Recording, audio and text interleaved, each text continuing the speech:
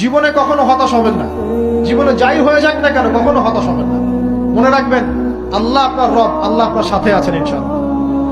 এই সমাজ আপনাকে যেভাবে শেখায়, কিভাবে শেখায়, এই যে স্কুল, কলেজ, ইউনিভার্সিটি, চাকরি, বিয়ে, সন্তান প্রতিপালন, আর তারপর ইন্না লিল্লাহি ওয়া ইন্না ইলাইহি রাজিউন, এই তো শেখায় নাকি?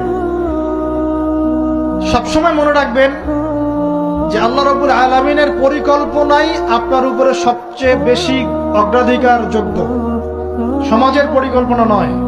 পরিবার আপনাকে চাপ দিচ্ছে, চাকরি পাস না, পড়াশোনা করিস না, হ্যাঁ পড়াশোনায় কেন তুই 80 নম্বর পাইলি না, কেন চান্স পেলি না, কবে চাকরি পাবি, কবে আমাদেরকে দেখবি, খাওয়াবি, পড়াবি, এই যে চাপগুলো চারপাশ থেকে আসে কিনা, এতে করে অনেক যুবক দেখা যায় মাদকাসক্ত হয়, অনেকে দেখা যায় আত্মহত্যা করছে, ইদানিং করছে কিনা ভাই? এই শব্দটা থেকে আমি এই পয়েন্টটা আজকে লিখেছিলাম যে ভুলেও আল্লাহর প্রতি বিশ্বাস এবং তাওয়াক্কুল হারাবেন না। সমাজ যেভাবে শেখায়, সমাজ চারপাশে যে চাপ আপনাকে দিচ্ছে, এই চাপে নিজে গা ভাসিয়ে দিবেন না। আপনি আল্লাহর কাছে দোয়া করবেন, আল্লাহর কাছে পথ চেয়ে নিবেন এবং আল্লাহর প্রতি তাওয়াক্কুল ভরসা করবেন। কখনো আত্মহত্যার পথ বেছে নিবেন।